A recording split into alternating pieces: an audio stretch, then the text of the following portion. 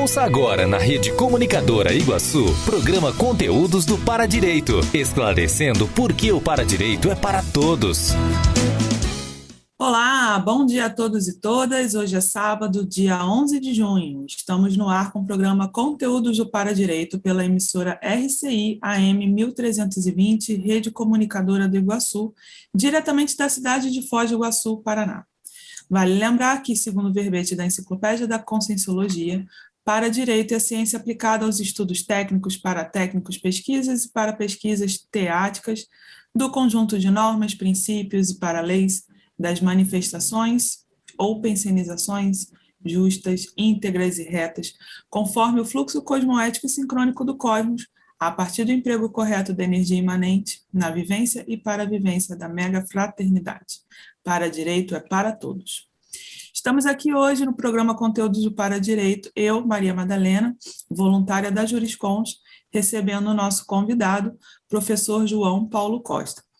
Professor João Paulo, gostaria de se apresentar e dar bom dia aos nossos ouvintes? Bom dia Madalena, bom dia a quem está assistindo a gente, né?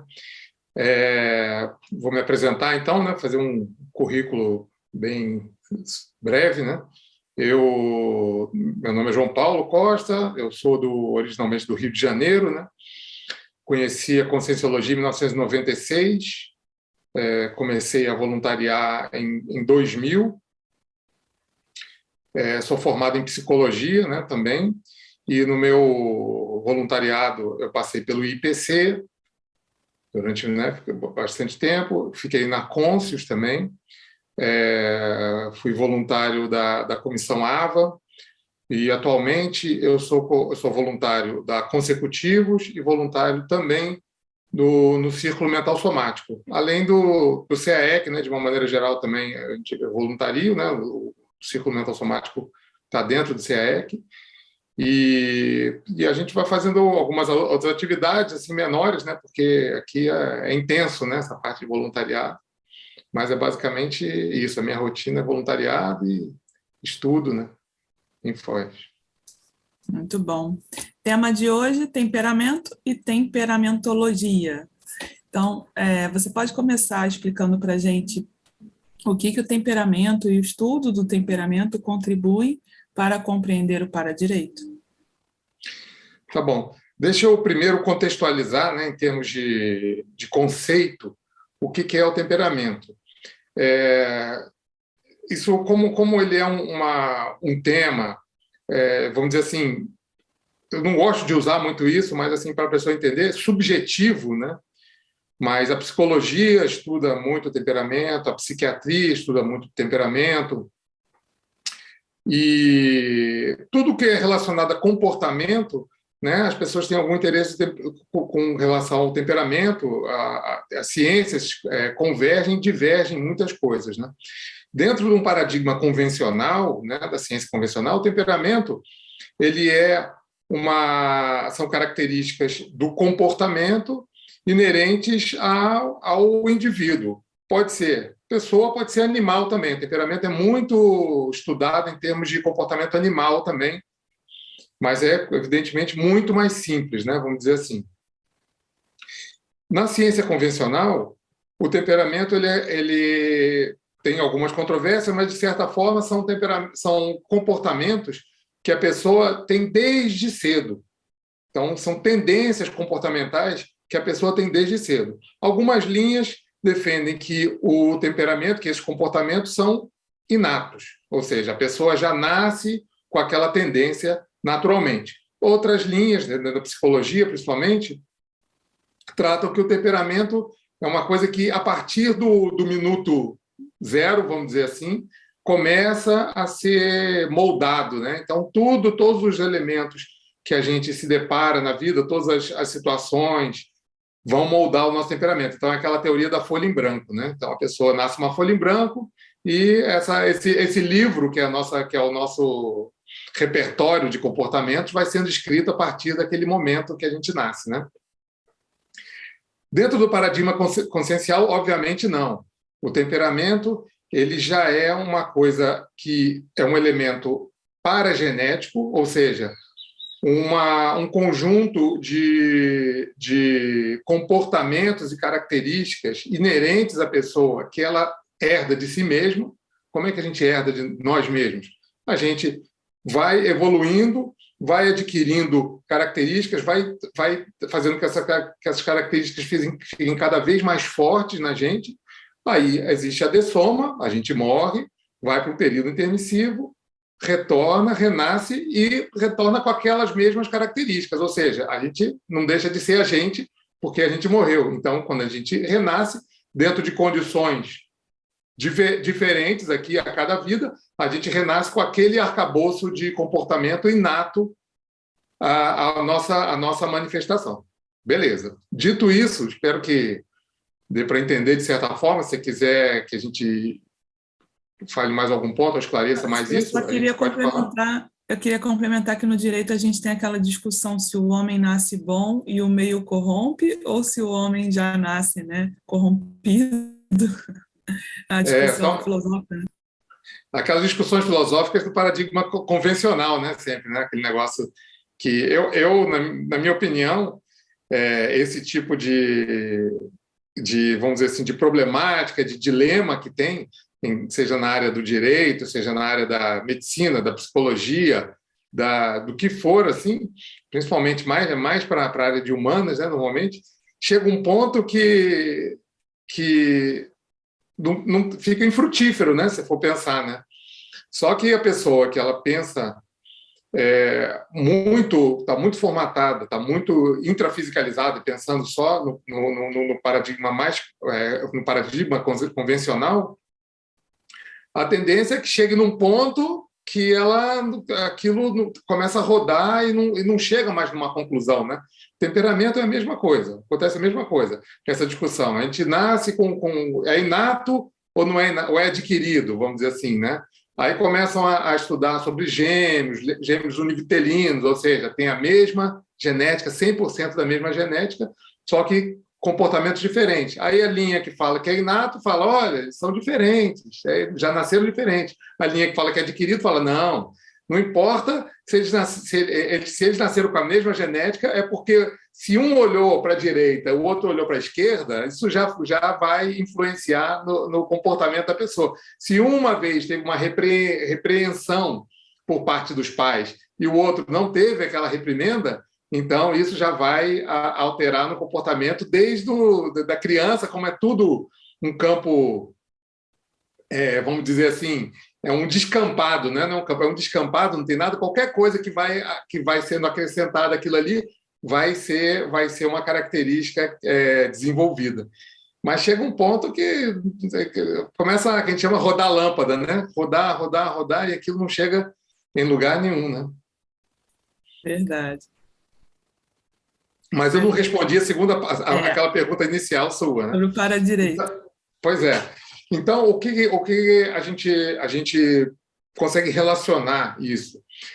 Como o temperamento é um elemento paragenético, ou seja, ele é multidimensional, ele é intrínseco à consciência, e a gente também tem o paradireito como um elemento que faz parte. Se eu estiver falando alguma coisa imprecisão, você me avisa aí, tá, Madalena? Mas tem a cosmoética como um princípio básico.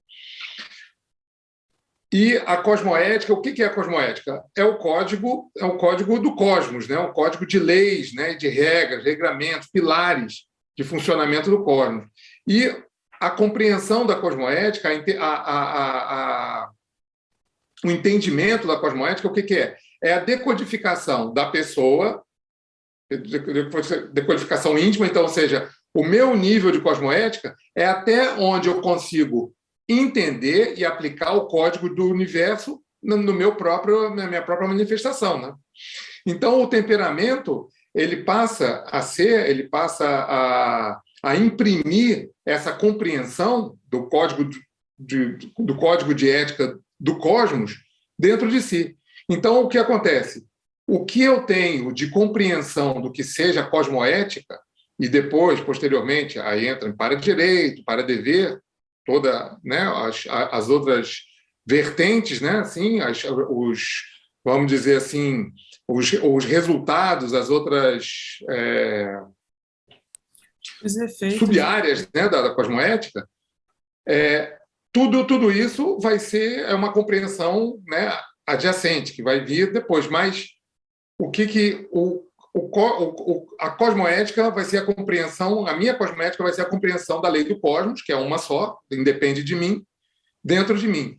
O que eu absorver disso e isso for fixado na minha paragenética e dentro do meu temperamento, a minha cosmoética é o que eu tenho de padrão de cosmoética. Então, os meus traços de temperamento, a gente diz que o temperamento também tem traços, né? Os nossos traços de temperamento unidos à nossa compreensão da cosmoética, né? Isso vai gerar um qualificativo da minha manifestação.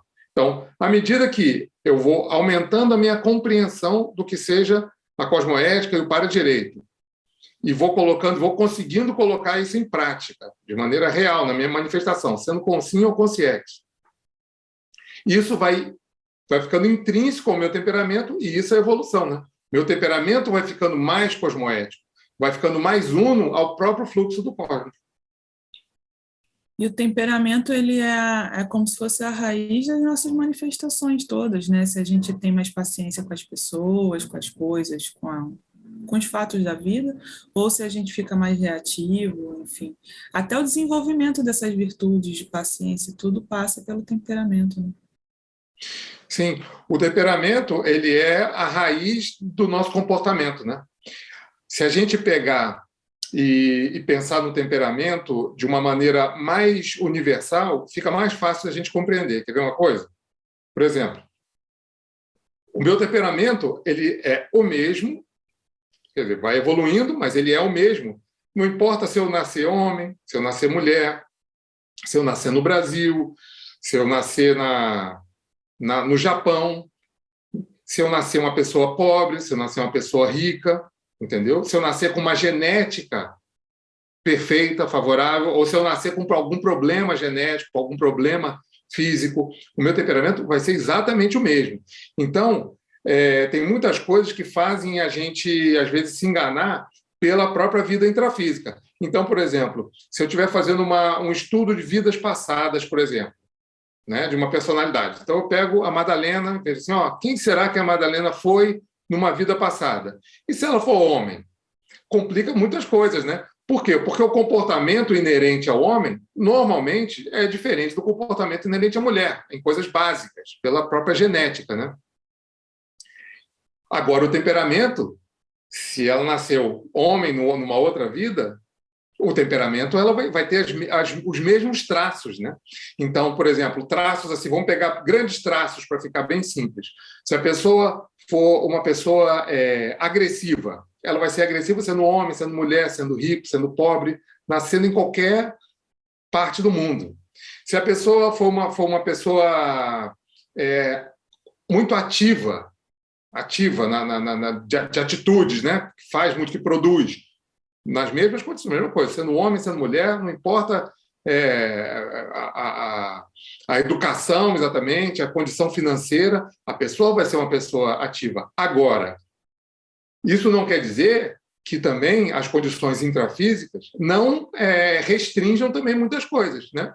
Condições intrafísicas, quando eu digo a própria genética, são as condições culturais, né? É o ambiente que a gente nasce, a educação, os valores que são passados, que não são os valores que são inerentes aos nossos, né? Que a gente já nasce, mas valores que são adquiridos, que vêm na nossa educação. Isso tudo começa a, vamos dizer, disfarçar, de certa forma, o nosso comportamento, em termos de temperamento, mais na raiz do nosso temperamento, para elementos que fazem parte da sociedade que a gente nasce, né? Das condições que a gente nasce. Então, isso acaba dificultando, por exemplo, uma identificação de vidas passadas por causa dessa variedade de variáveis, né? Várias variáveis, vamos dizer assim, que vão mudando a cada renascimento e a cada período intermissivo também. E aí, nesse sentido, como que a gente vai mudando a compreensão do temperamento conforme a gente evolui? Bom, se você pensar assim, por exemplo, vamos dar um caso assim, se a gente pensar na pessoa que ela é, vamos supor, que ela é muito bélica e ela foi, dentro da cultura dela, ela foi educada e tem algum tipo de implicância, vamos dizer assim, ou sentimento ruim com relação a uma outra etnia, ou uma pessoa, ou uma outra, ou a pessoas que vivem em países vizinhos que estão em guerra, por exemplo. Uma pessoa pode ser, digamos que seja Israel e Palestina, né, que são inimigos, né, há muito tempo. Então, a pessoa às vezes nasce em Israel e fica com problemas, né? Tem problemas em relação à territorialidade com relação aos palestinos. Um dia essa pessoa dessoma e daqui a pouco renasce, só que palestino, e tem os mesmos problemas de territorialidade com relação aos israelenses, entendeu? Então, com isso, a gente vê que existem coisas da vida intrafísica que simplesmente conduzem a gente. Conduzem pelo fato cultural, por exemplo, né? Agora, a gente vai também melhorando e aprimorando isso à medida que a gente pensa de uma forma mais universal. É isso que a gente está falando. Por exemplo, uma coisa é você pensar como israelense, outra coisa é você pensar como palestino. Se você for muito arraigado naquela cultura, daquela forma, deixar a cultura te levar, você vai acabar tendo raiva, tendo ódio, né? Do outro lado, né? Agora, quando a gente pensa em termos mais universalistas, assim, se a gente olha por cima, a gente vê que a característica é daquela consciência, né? É o belicismo dela, por exemplo, né? É a territorialidade dela, por exemplo, né? É o sentimento de posse com relação a alguma coisa ali dela, né? Se a gente começar a ver as coisas com uma visão de conjunto maior, a gente começa a ter uma compreensão das coisas menos assim, vamos dizer assim, varejista, né? Menos aquela coisa pequenininha, por isso, ou tenta justificar, fulano, ele faz tal coisa, mas porque tal, ele teve essa criação, tenta justificar as coisas. Quando a gente vê que, às vezes, condições adversas àquela pessoa podem dar até virtudes para aquela pessoa, né? As dificuldades dão virtudes para alguns e as dificuldades corrompem outros também, né? Vamos pensar assim. Nossa, muito interessante. Estava tendo uma conversa sobre isso ontem, como as coisas são sincrônicas, né? Bom, vou ler aqui uma pensata, Temperamento, página 1607. O temperamento é construído pelas vivências dos costumes. A evolução do temperamento é obtida pelos estudos das leis, ou seja, autolucidez, cosmoética e para-direito. Poderia comentar? É uma pensata longa e complexa, né? Mas o que acontece? Da mesma maneira que a gente estava falando, que condições intrafísicas podem interferir no nosso comportamento, mas não necessariamente no nosso temperamento, se a gente pensar numa linha seriexológica, né, ao longo das nossas vidas, né, renascimentos e mortes, nessa fila, né, muito grande, a gente não sabe o tamanho disso, mas ela é muito grande, as condições intrafísicas e condições extrafísicas vão moldando o nosso temperamento. Digamos que eu tenha um traço de temperamento muito fixado já, pode ser um traço de temperamento bom, assim, vamos supor que eu sou uma pessoa muito carinhosa com as pessoas. Sou um cara carinhoso. Está no meu temperamento. Eu estou há vidas e vidas desenvolvendo isso. Às vezes eu nasço num ambiente muito agressivo, né? Numa família agressiva, num ambiente agressivo, numa comunidade muito agressiva, em alguma coisa assim, mas aquela agressividade não consegue me influenciar negativamente pela minha própria condição paragenética de ser uma pessoa carinhosa, mais terna com as pessoas.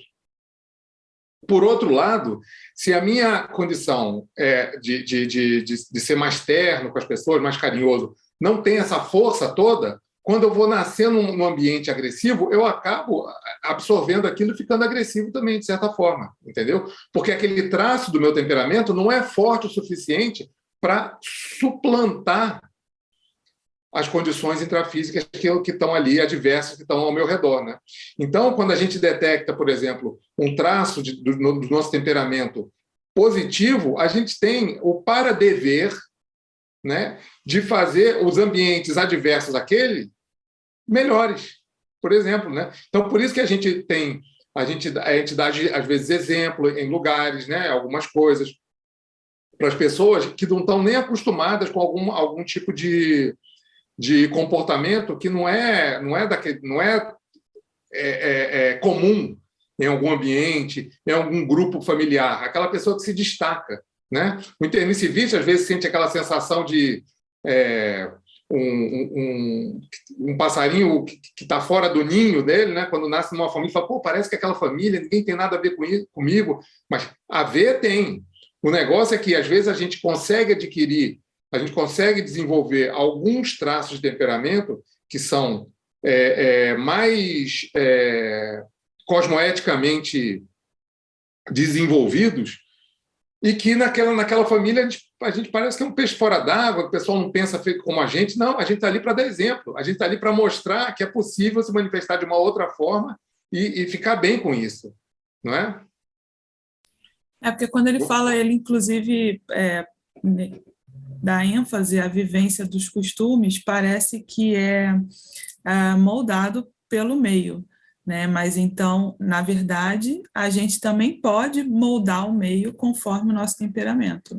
É uma interação. Né? Exatamente. E vem também aquele conceito de labilidade, né? Se você tem algumas características suas se moldam muito ao holopensene do lugar, se moldam muito ao ambiente, então aquele traço não está suficientemente forte em você, você está lábil naquilo. Ou seja, se eu sou uma pessoa mais tolerante, né? Sou mais calmo, tolerante, tenho mais paciência com as coisas, e entro num ambiente agitado, intolerante, sem muita calma, sem muita paciência com os outros, e fico daquele jeito, significa que aquele traço ainda está frágil em mim, para eu conseguir me moldar uma coisa mais negativa e mudar a minha manifestação, padrão, vamos dizer assim, então aquele traço está fraco ainda, aquele ambiente está me influenciando. Por outro lado, a gente pode pensar também como em traços secundários. O que eu quero dizer com isso? Uma pessoa, se ela for, por exemplo, muito sociosa, ou seja, ela quer estar sempre muito bem nos ambientes, quer estar bem com todo mundo, fazer média com as pessoas. Às vezes, ela mesma molda o comportamento dela pelo ambiente, para quê? Para poder agradar as pessoas, para poder não contrariar as pessoas, para não chamar atenção negativamente. Ela quer se incluir naquele ambiente, quer ser aceita naquele ambiente. Isso pode acontecer na escola, no trabalho, na sociedade, entre os amigos, na família.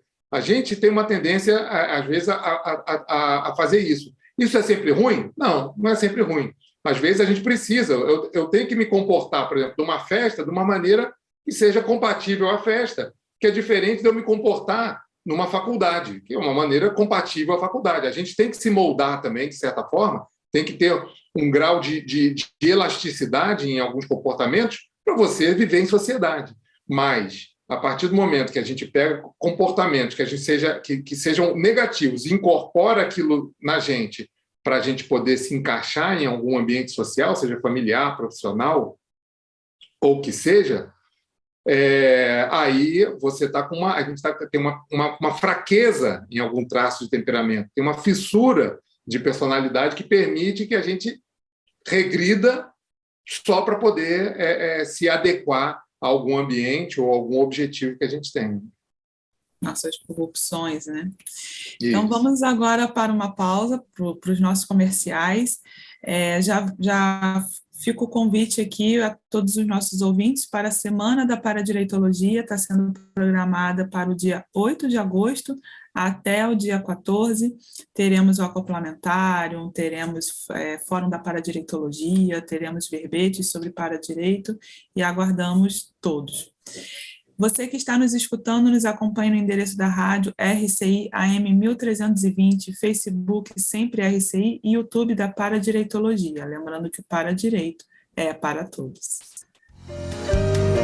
Estamos apresentando o programa Conteúdos do Paradireito.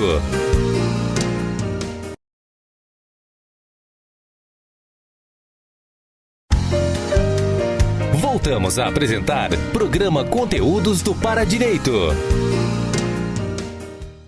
Voltamos a apresentar o programa Conteúdos do Paradireito na RCI, Rede Comunicadora Iguaçu. Hoje aqui nosso bate-papo é sobre temperamento e temperamentologia com o professor João Paulo Costa.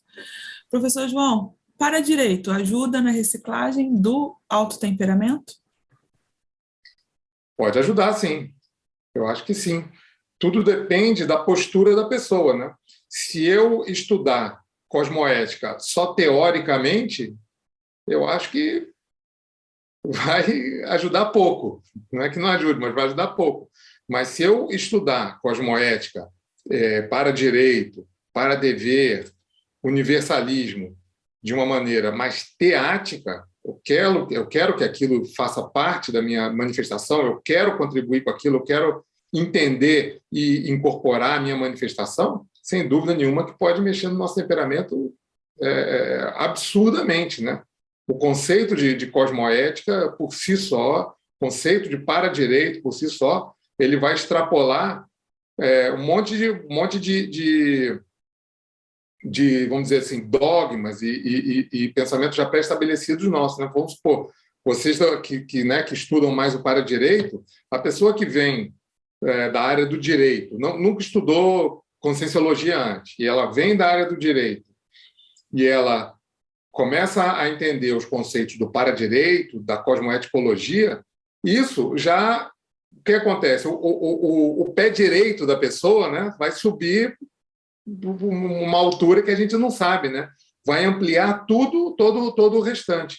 Então, com isso, se a pessoa for intermissivista, ela vai inicialmente começar a talvez recuperar alguns cons, alguns megacons, né, dela. Só pelo fato dela entender esse conceito, então, possivelmente, aquilo já vai mexer na estrutura paragenética dela, porque existiam cons ali que estavam dormentes, que ela pode ter aprendido no curso intermissivo. Aí ela tem o acesso àquele conhecimento, aí aquilo tudo vai começar a trazer de volta alguns conhecimentos que ela teve no curso intermissivo e a fazer o que a gente chama de neosinapses, né?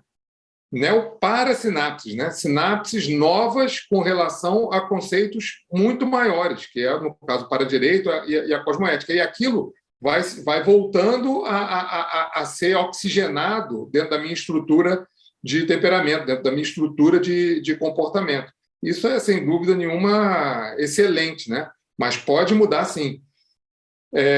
Todo conhecimento mais amplo do que a gente tem aqui intrafisicamente vai dar algum tipo de bug, que pode ser bom, positivo na gente. A gente começa a pensar numa coisa que a gente não tinha pensado de outra forma. Ao mesmo tempo que existem conceitos sofisticados na nossa paragenética, no nosso temperamento, que a gente já nasce com ele, independente da gente ter reacessado a conscienciologia, alguns conceitos que a gente tenha visto no curso intermissivo, eles já estão intrínsecos na gente. Então, quando a gente, vamos supor, aqueles outros pensamentos, aqueles outros conceitos, por exemplo, do paradireito.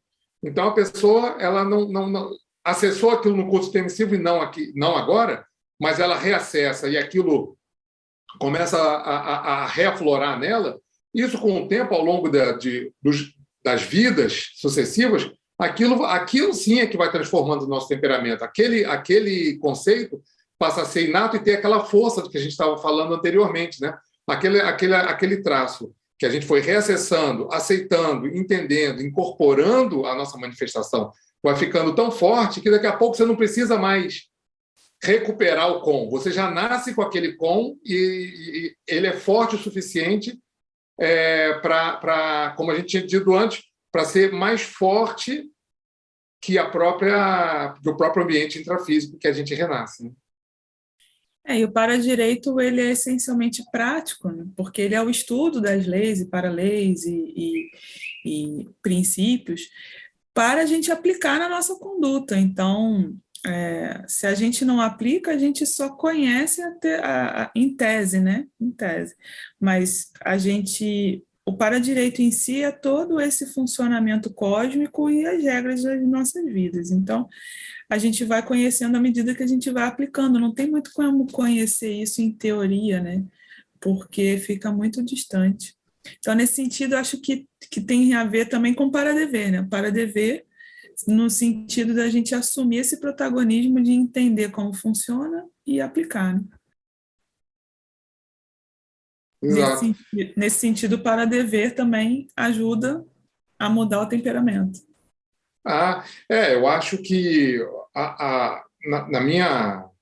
no meu modo de entender o para-direito, o para-dever ele começa a ser daqui a pouco uma necessidade da pessoa, né? Primeiro a pessoa quer, a gente quando está numa fase mais egocármica, mais grupo kármica, a gente tem uma tendência a pensar mais no direito, né? O que eu posso ter para mim? O que eu preciso para mim? O que eu deveria ter para mim? E depois de um tempo, quando a gente para de exigir tanto para a gente começa a ter um impulso normal de querer fazer. Então, você sente mais no dever de fazer pelos outros do que de exigir para você, né? Acho que são fases da evolução inevitáveis, vamos dizer assim. O negócio é a gente dinamizar isso, né? Não ficar muito dependente de cada uma delas. A gente começar a enxergar a vida como uma oportunidade, né? E não como um passeio, né? Um lazer. A oportunidade de fazer, de servir, de melhorar onde a gente passa, né? Aí é aquele negócio. A evolução, ela vem junto, né? A gente compreende que a evolução vem junto. É a mesma coisa de uma pessoa que escolhe um trabalho. Então, uma coisa é eu escolher o trabalho pelos critérios financeiros. Então, tem coisas que eu prefiro fazer, tem coisas que eu gosto menos de fazer. Mas a coisa que eu gosto menos, vão me dar mais dinheiro. Aí eu vou por aquele caminho. Não, aquilo vai me dar mais dinheiro, tal, então eu vou naquilo. Eu já sei que é certeza que eu vou ganhar melhor. Outra coisa, aí eu falo assim, não, eu vou fazer o que é certo, o que é mais útil, pode ser o que eu goste mais, mas aquilo tem um agregado de coisas, né? Estou falando em termos só profissionais, né? Um agregado de coisas que vão ser positivas em termos pessoais, evolutivos e tal. O dinheiro, ele é uma consequência. O dinheiro, ele é consequente de uma coisa que a gente faça que seja certo, que seja útil, que seja boa. E aí é o lucro da coisa, né? E a mesma coisa em termos evolutivos, né? A gente daqui a pouco faz coisas que a gente sente no dever, no para-dever de fazer, e a evolução ela vem junto. Não tem como separar, não, vou fazer uma coisa que é evolutiva, mas é porque eu gosto mais. Então, o que eu gosto mais, vai ser mais vamos dizer assim, lucrativo em termos evolutivos. Não necessariamente. A gente, quando começa a pensar que a gente está aqui para servir, para melhorar os ambientes, para melhorar as coisas, a nossa evolução pessoal, ela vem atrás junto, né? Não tem, indissociável, né? E é interessante porque é uma questão mesmo de percepção. Se a gente parar para observar, o trabalhador ele trabalha e depois ele recebe o salário.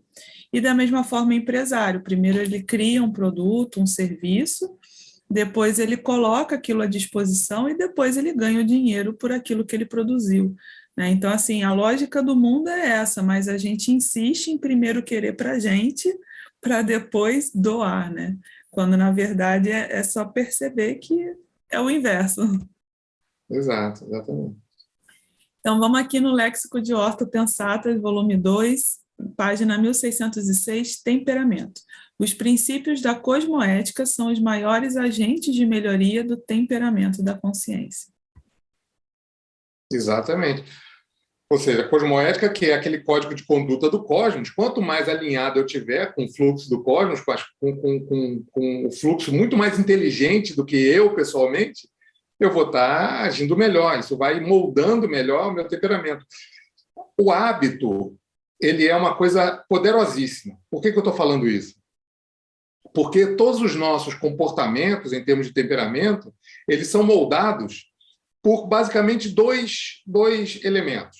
Um é um elemento emocional.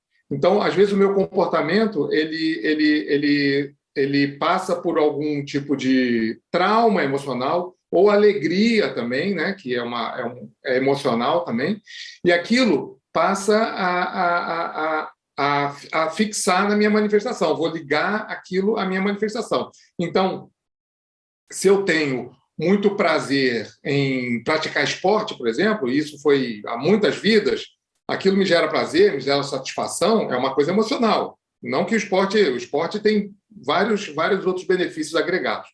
Mas o esporte, para mim, é emocional. Aquilo eu quero vencer, eu libero endorfina, me dá prazer físico naquilo, me dá satisfação, eu tenho desafios, mil coisas. Isso tudo é um agregado, é um conjunto de fatores emocionais que vão fortalecendo aquele meu hábito. E aquilo vira um hábito, e eu não preciso mais fazer força, não preciso mais ficar pensando, poxa, vou na academia, ou poxa, vou correr hoje, ou poxa, vou fazer alguma atividade esportiva que eu gosto de fazer. Aquilo vira um hábito. Na mesma coisa acontece com coisas negativas. Você começa a fazer uma coisa negativa e aquilo, à medida que você que você tem alguma ligação emocional também, aquilo você vai repetindo e vira um hábito, o seu hábito normal. Então, ou seja, a parte emocional e a repetição, que aí vem exatamente o hábito, são os dois elementos mais importantes para a fixação de qualquer comportamento nosso. Ao longo das vidas, mesma coisa. Uma coisa é a gente pensar numa vida. Eu comecei nessa vida, eu sempre tive o hábito de almoçar e jantar na hora certa. Eu almoço, janto e durmo e acordo na hora certa. Vamos supor, são hábitos. Você tira a pessoa disso, ela estranha, entendeu? E são hábitos bons, né? Se a pessoa pode manter isso, né? Se a vida dela proporciona isso, ela não tem que dar plantão, por exemplo, não é um médico, um policial, alguma coisa que precise que mude a rotina, mude muito, a pessoa viaje demais, é excelente, é um hábito. Ela, no começo, pode fazer força, às vezes, com uma coisa, mas depois aquilo vira um hábito. E a parte emocional também. Isso a gente pode ver até com traumas, né? Existem traumas que são paragenéticos, então você tem aquele nódulo. Então a pessoa passou fome por muitas vidas, passou por guerra, fome, necessidade.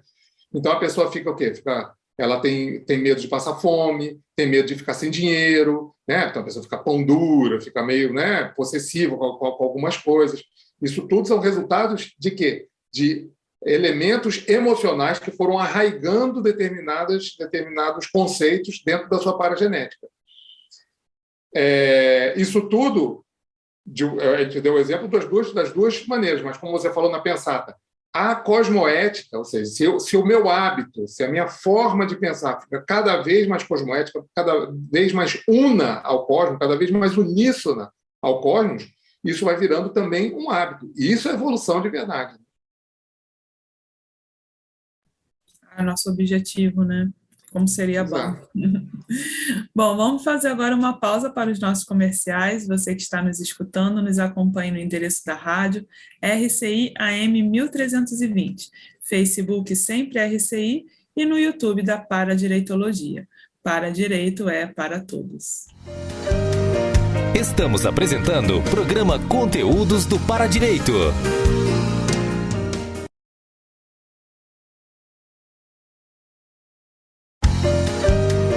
Voltamos a apresentar programa Conteúdos do Paradireito.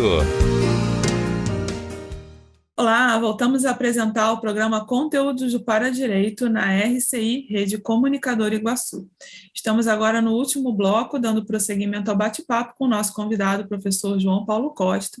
Nosso tema é temperamento e temperamentologia. Professor João Paulo, quais as características do temperamento de uma consciência, assim, paradiplomática? Bom, eu acho que a primeira coisa é o seguinte: a pessoa, a consciência, o consciente paradiplomática, a gente pensa muito em paz, né? Termos de paz, né? Sempre essas coisas. Agora, é justamente para ela buscar pacificação entre partes, né, vamos dizer assim, pode ser, normalmente a pessoa mais paradiplomática ela vai estar onde tem conflito, né? Então, é justamente o contrário. Você fala assim, não, eu sou diplomático, então sou da paz, quero só tranquilidade. Não. Normalmente, quando a gente quer buscar a paz, a gente vai buscar onde tem o conflito.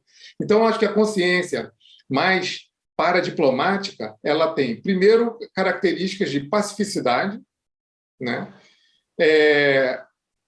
Na minha opinião, teria uma pessoa de personalidade muito forte, muito marcante, liderança, e uma coisa, interassistencialidade, né, também, né, estamos falando de coisa que a gente fala até bastante na Conscienciologia.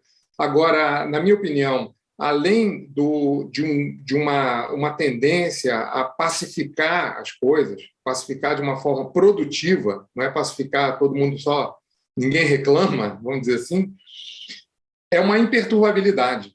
E essa imperturbabilidade se espraia, né, de uma forma mais abrangente para o nosso entorno. O que eu quero dizer com isso? É que se a gente tem a imperturbabilidade no nosso temperamento, e isso fica cada vez mais forte, essa imperturbabilidade, ela também contagia as outras pessoas. Porque o que traz conflito nas pessoas é o próprio pertúrbio, né, que a gente chama, né, perturbação e distúrbio. A perturbação que a gente poderia ter com relação a outras pessoas, situações, condições, ela começa a ficar pequena quando a gente entende esse conceito de imperturbabilidade. Ou seja, nada coisas pequenas, né, que a gente pode considerar coisas pequenas, às vezes, para a gente, não tem mais o poder de me tirar de uma condição mais homeostática, não consegue me tirar da homeostase, de um equilíbrio intraconsciencial, né? Isso, eu acho que a pessoa, a consciência paradiplomática, ela consegue, se ela tem esse traço, ela consegue isso porque ela passou muito por isso, passou por muito conflito já.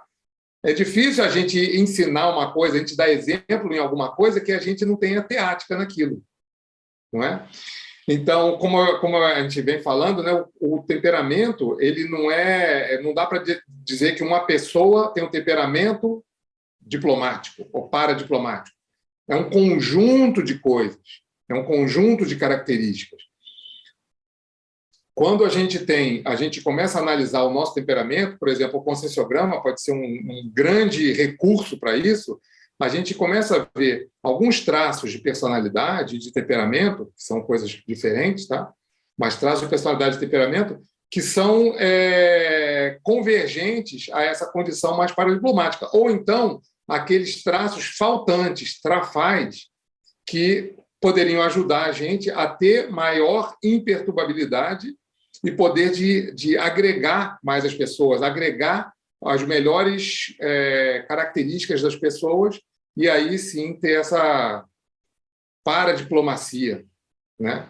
Que eu acho que é uma coisa muito grande, né? Tudo que eu falar de paradiplomacia aqui vai parecer menor do que eu acho que seja, né? Mas é muito interessante mesmo esse conceito que geralmente quem mais estuda a paz é quem mais está inserido no conflito, né? E essa capacidade de pacificar, ela vai vir exatamente da capacidade de se autopacificar. Então, a pessoa, normalmente é uma pessoa que viveu muitos conflitos, ou talvez ainda esteja no processo. No meu caso, né, eu estudo a paz porque eu ainda estou no processo, e a gente aprende a lidar com isso. Então, normalmente serão pessoas que precisam se pacificar, e com isso elas assumem a liderança desse processo, né? Vai estar ali inserida exatamente para ajudar. E o que ajuda a qualificar, então, a autocosmoética no temperamento? Eu acho que eu veria o caminho oposto, né?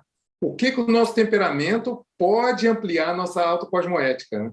Porque, se a gente pensar, a cosmoética, as leis do cosmos, elas existem independentes da gente. O nosso temperamento não, ele depende 100% da gente, né? Ele é nosso, nós somos o nosso temperamento, se você for ver, né? Então, eu veria de uma forma, o caminho contrário, nesse sentido.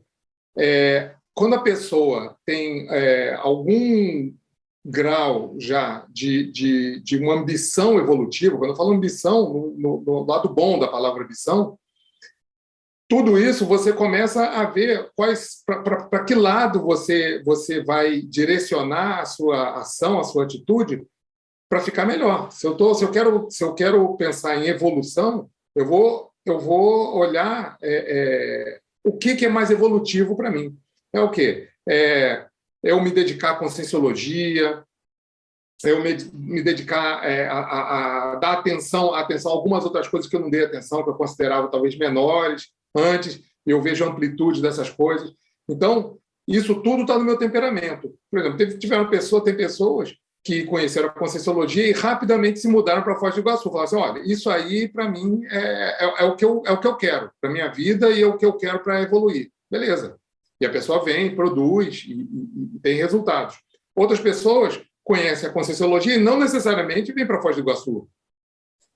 O caminho delas está atrelado a outras coisas. Às vezes tem até interprisões. Tem pessoas que às vezes, a hora não é para vir agora, por exemplo. Ela tem que resolver outras coisas. Aquilo é evolutivo para ela. Resolver interprisões, pendências, trabalhos ainda inacabados, né? Quando eu falo trabalho, pode ser qualquer tarefa, né? Que a gente pensa de uma maneira mais global, né? Na nossa manifestação. Inacabadas antes de vir para cá. Muitos de nós passaram por isso, né? Não estavam livres para vir imediatamente, né? Então, o temperamento mais ambicioso de evoluir, que você queira o melhor, que você tem um radar do que é mais positivo e mais cosmoético, vai ajudar a gente a ter uma bússola consciencial, né? Apontando para o melhor caminho e mais evolutivo. Então, eu acho que se a gente começar a olhar para o nosso temperamento, estudar o nosso temperamento, dissecar o nosso temperamento da forma mais profunda que a gente possa, a gente vai começar a ver os pontos e falar assim, olha, isso aqui eu preciso eu preciso evoluir, isso aqui eu preciso resolver. Eu tenho um gap aqui nesse ponto, eu tenho uma fissura aqui nesse ponto. E aí, isso vai levar a gente a um caminho mais evolutivo.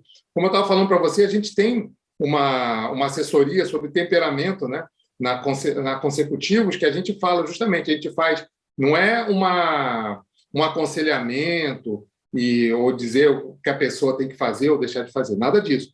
A gente ajuda a pessoa a ter um diagnóstico do próprio temperamento. E por que a gente faz isso na Consecutivos, que é uma IC que estuda vidas passadas, retrocognições e holobiografia?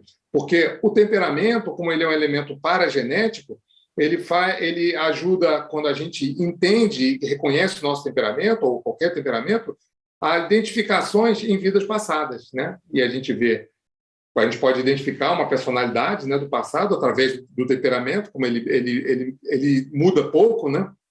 Muda lentamente, né? E aí isso está no âmbito da seriexologia.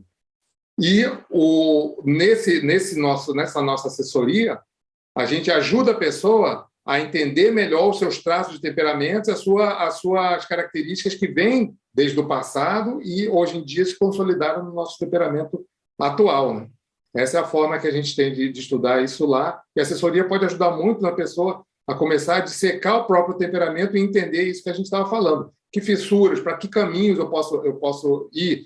Estudando o meu passado, se eu identifiquei a minha personalidade no passado, quais são os erros, às vezes, que estão sendo repetidos, que eu não preciso mais repetir, por exemplo, né? É uma forma de você olhar para frente e não repetir, não cair em mimeses negativas, né, do passado. Eu sempre comento aqui como é importante o voluntariado para mim, porque me permite ter acesso a essas informações e conhecer pessoas, né? Eu tenho amigos na Consecutivos, mas eu nunca tinha ouvido falar do serviço e dessa assessoria, e nunca tinha pensado no temperamento dessa forma, porque conforme você foi explicando, eu fui entendendo como que ele é uma boa ferramenta de autoconhecimento, e aí eu já estava aqui pensando exatamente nesse autoconhecimento mais amplo, né? Inclusive de perfil evolutivo. Muito interessante, quer dizer, à medida que a gente se autoconhece, isso ajuda a gente na autopesquisa e no aprofundamento do, das regras, né? Das leis cósmicas, a entrar no fluxo sincrônico e cosmoético do cosmos. Perfeito. O que ajudou muito a mim foi o meu voluntariado na Conscius, né? Passei bastante tempo na Conscius, a gente escreveu um livro, né, sobre o Consciência Cobaia também, e a conscienciometria também está na base, né, do estudo do temperamento, né, que é a base de um comportamento da consciência integral, né, como a gente fala, né? Então eu uni as duas coisas. E na Consecutivos a gente tem uma série de assessorias ligadas a Grupo Karma, ligadas a recognições propriamente dita, ligadas à paragenética, ligadas ao Mater Pensene, todos convergindo à ciência serexologia, né? Mas são todas vertentes que ajudam a gente a nortear a nossa evolução com base lá, no caso, a serexalidade. Muito bom. Vamos então para a nossa última ortopensata, Léxico de Ortopensatas, volume 2, página 1607, temperamento. Você já identificou, no universo do seu temperamento, o que perturba mais a sua evolução? A gente estava falando justamente disso, de fazer uma conscienciometria ou de secar o nosso temperamento, né, para ver quais são os nossos travões. A tendência, quando a gente pensa, por exemplo, na teoria dos serenões, né, pensar que, com o tempo, desde da consréu transmigrada até o serenão, né, com o tempo a gente está recheado de traços, muitos trafares, né? E à medida que a gente vai evoluindo, esses trafares vão sumindo, vão desaparecendo, vão virando trafores, e a gente também começa a se preocupar com os trafais, né? As nossas faltas, né? Quais são os nossos déficits, né? Em termos de manifestação, né? Essa manifestação, eu acho que talvez esteja falando nessa pensata, né? O que a gente pode começar a identificar em termos de trafares e trafais, né? O traço faltante, o trafor faltante, para a gente evoluir. Isso dentro do nosso arcabouço de temperamento, né? Interessante, bacana essa pensata. Muito bom. Bom, professor João Paulo, então estamos encerrando. Fica aqui o convite para se despedir dos nossos ouvintes. Bom, eu agradeço primeiramente a Madalena, né, a Juriscons pela promoção assim dessa atividade aqui, bacana, gostei muito de participar, né? Isso tem o temperamento, eu estudo temperamento há alguns anos, né? Escrevo sobre isso, né? Estou escrevendo um livro sobre o assunto também, e algumas coisas próximas a isso, ao redor disso, né?